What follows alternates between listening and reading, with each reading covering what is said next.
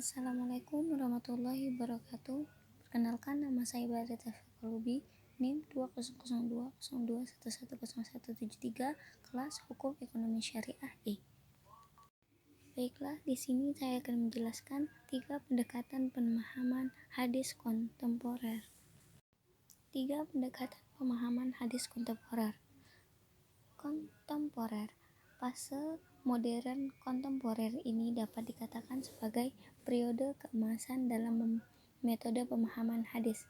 Hal ini tentu tidak berlebihan dikarenakan kekayaan pemikiran ulama pengkaji hadis yang memfokuskan dalam kajian penelitian makna yang secara tidak langsung juga ikut andil dalam membantu mengungkapkan makna yang terkandung dalam hadis dengan perangkat dan pendekatan yang mereka hadirkan, khususnya yang memang memfokuskan dalam metode pendekatan dalam pemahaman hadis.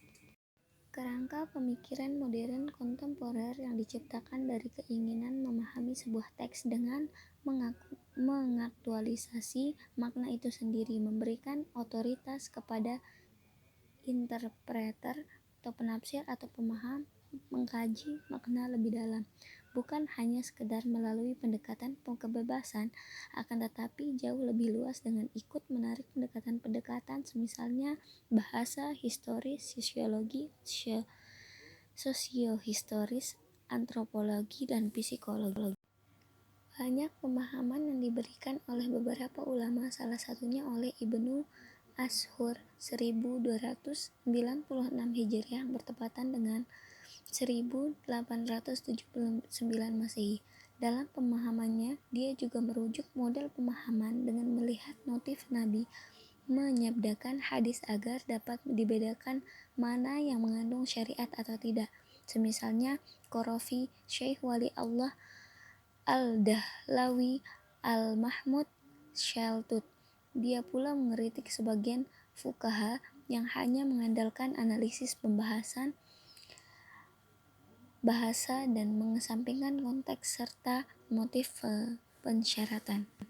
Dengan pedoman kepada rumusan yang telah ada, Ibnu Ashur mengembangkan menjadi 12 kategori dalam menentukan motif Nabi. Kategori-kategori tersebut yakni al-tas'iri, pembentukan syariat agama, al-fatwa, pemikir opini agama, al-qada, putusan hukum, al-imarah, putusan politik, al-hadyu, petunjuk, al-suh, kontrak damai, isyrah ala al-matasir, pertimbangan, al-nasihah, saran, takmil an-nufus, pengetahuan mental, ta'lim, haqa'iq al-aliyah, pembelajaran nilai luhur, at-tadrib, penyelidikan peneliti, al-tajadur, an-israt, pernyataan tanpa motif tertentu. Secara sederhana dapat dikelompokkan kepada 3 kelompok keagamaan: tasri al-fatwa, sosiologis, imarah qada hadiyu, suhul, dan masalah etis, musalahah, israh, nasihah, takmil, ta'lim, ta'dir, tajadur. Pemahaman seperti ini di fase modern agaknya hanya mengembangkan sedikit dari apa yang telah dirumuskan ulama pada masa klasik, yang jika ditelusuri upaya pemahaman dan penafsiran dengan mengonfirmasikan keadaan awal dan maka awal yang berorientasi retrospektif berlawanan dengan pemahaman berorientasi retrospektif, yakni pemahaman berorientasi prospektif. Perkembangan metode pemahaman hadis juga dihadirkan oleh beberapa ulama hadis di Indonesia. Hal ini dapat diidentifikasi melalui karyanya yang memberikan sejumlah tawaran metodologis, diantaranya yakni ada sosok Muhammad Syuhudi Ismail dan Ali Mustafa Yakub yang menghasilkan karyanya dalam bahasa Indonesia, serta memberikan beberapa contoh tentang metode yang sedang digunakan. Muhammad Syuhudi Ismail wafat 1995 menjelaskan posisinya dalam kajian metode pemahaman hadis dengan menempati pos sebagai pengkaji posisi Nabi, dan pernyataan ini secara tidak langsung ditegaskan dalam karyanya. Metode yang ditawarkannya pun rasanya telah banyak dijelaskan oleh sejumlah ulama sebelumnya, baik pada fase klasik maupun modern, yakni Syihab al-Din al-Qarafi, Mahmud Shaltut, dan al-Dilawi. Dalam kajian matan hadis, metode yang ia tawarkan dengan menganalisa hadis dalam beberapa bentuk.